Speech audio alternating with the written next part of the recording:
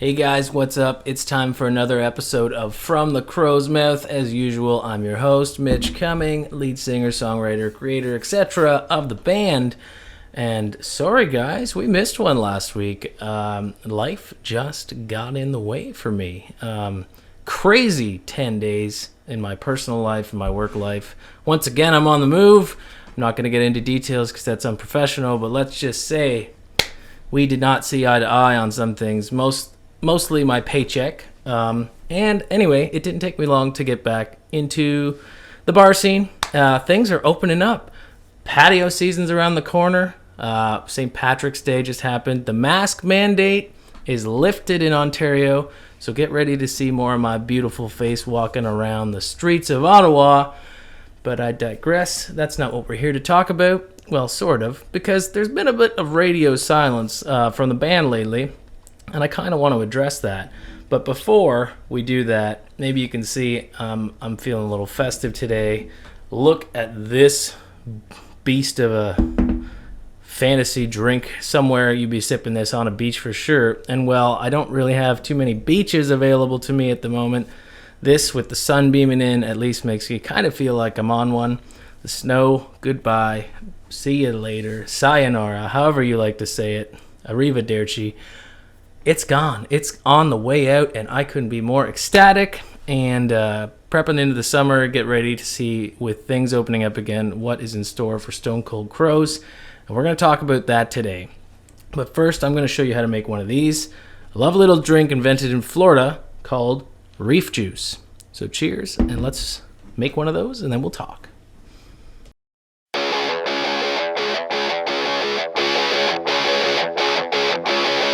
Hey guys, what's up? It's time for another rock and roll bartender segment of From the Crow's Mouth, a video podcast hosted by me, Mitch Cumming, lead singer, songwriter, guitar player for the band Stone Cold Crows. I'm sorry I missed the episode last week, guys. I just had a lot of life stuff going on. Pretty crazy week for me. And of course it would have been aired on St. Patrick's Day because I'm going to be doing these on Thursdays now. And who's going to be sitting around watching an episode of a podcast on St. Patrick's Day? If you're like me, you probably weren't. But I am back today. The sun is shining, so that is perfect for the rum drink I'm going to show you how to make today. I'm feeling a little bit festive, so I'm going to show you how to make a drink called Reef Juice, which was invented in Florida. And man, I know it's still snow on the ground here in Canada, but I'm starting to feel like that Florida version of weather, for at least where I live, is right around the corner. I'm telling you, in Canada, the temperature goes above zero and people start wearing shorts. But without further ado, here's what's in this drink, and I'm going to show you how to make it. It's really easy. You just need a few different ingredients. You are going to need rum. You can use white rum if you want. Today I'm going to use El Dorado 5-year-old Demerara. I find it has a lot better flavor. But realistically, use a rum that you enjoy. You're going to booze it up a little bit with vodka. I'm using Finlandia today. Honestly, vodka is one of those spirits, especially in a mixed drink where you're using juice. Don't buy top shelf vodka for something like this. Just get a $30 a bottle or whatever it is. Your rail vodka will do just fine. It's just to add a little bit more kick to the drink. We're going to be using banana liqueur today. Creme de banane gives it some of that festive fruity flavor. Pineapple juice, and of course lime juice. Fresh is always better. I actually did just buy a juicer, so I'm going to be starting to make my own juice instead of buying the store-bought stuff. It's a lot easier, it's cheaper in the long run, and with the amount of garnishes you go through when you're experimenting with drinks, limes, lemons, oranges, might as well use the juice if I'm going to use the peel. But without further ado, I will show you how to make Reef Juice. So first step, you are going to need 1 2/3 ounces of rum of your choice.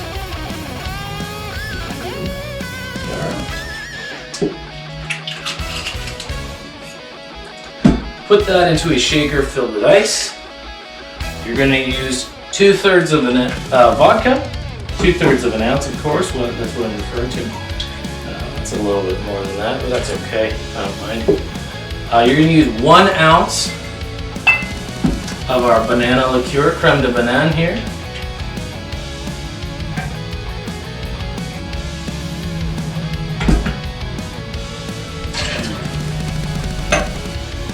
And we got 2/3 of an ounce of lime juice. Give it a shake if it's not the fresh stuff. Even if it is fresh, it never hurts to shake your juice before you pour it.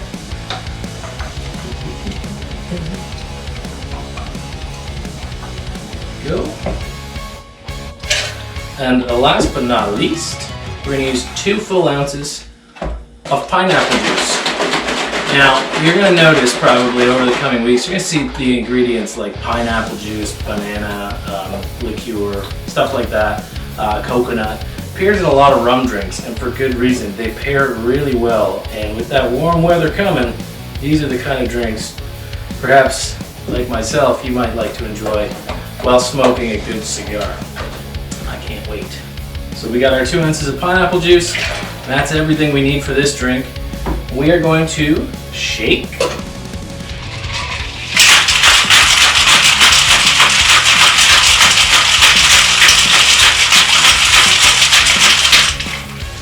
And strain into a highball filled with ice.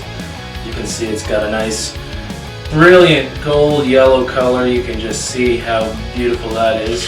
And to garnish, because again, these fruity drinks, which really came to prominence in the mid-50s, I want to say, 40s even, when corporations started to say, hey, drinks should be colorful, because a lot of tiki drinks, actually they serve them in tiki mugs because, well, the color's not that appealing. They're usually brown, nothing really that sparkly, so they serve them in exotic mugs to make the drink, because the drink tastes great, but they don't look that great. So this is one of those ones that's a little opposite. So what I've done here is I've taken a slice of pineapple, a maraschino cherry, and I just put it on a pick. We're going to do that, and if you really want to get decorative, assuming you have that pineapple, just stick a couple of the fronds in there, and look at that beauty. So cheers, guys. I will see you on the music part of the podcast. I'll let you know what I've been up to, but I am going to fall in love in this jungle of a drink first.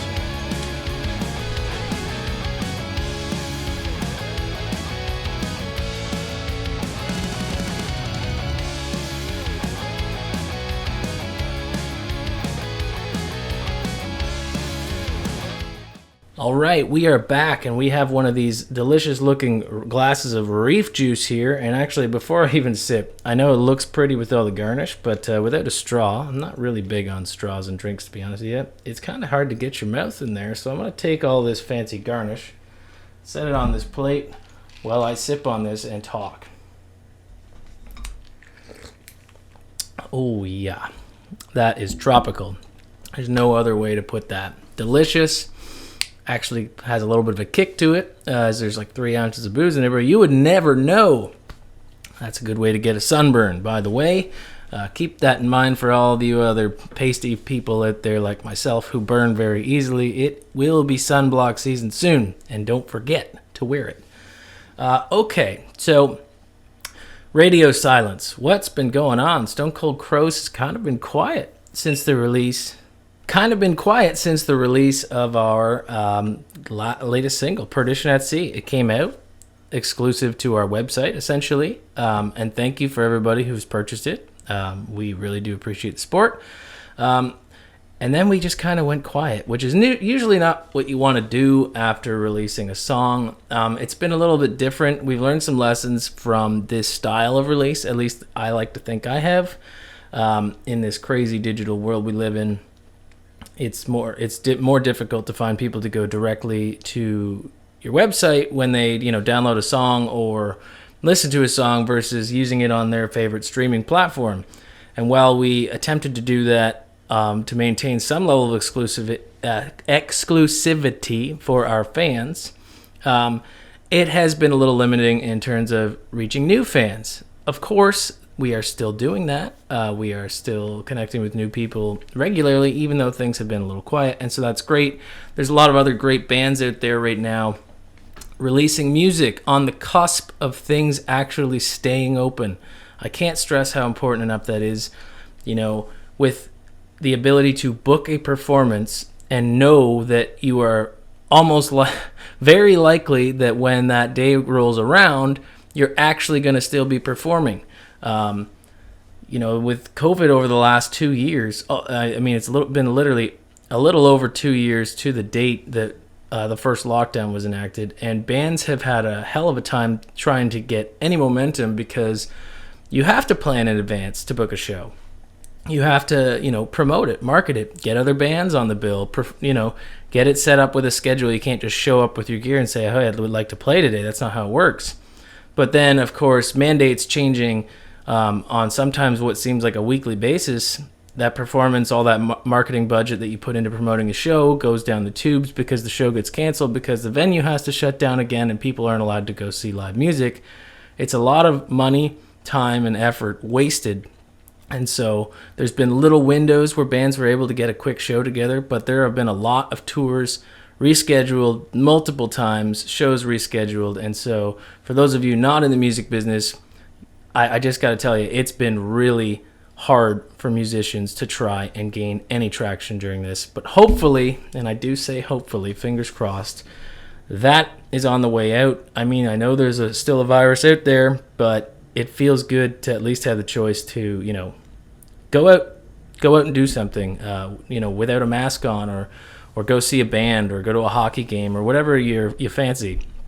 The world is starting to at least open back up, and I feel confident that we can't go back to a hard lockdown, and so that musicians can book things. I know Bryson and his other band, Avum, they have shows that are booked, and that guy has more of a thirst for the stage performance thing than I do personally, and I'm really excited for him to be able to get back behind the kit in a live setting.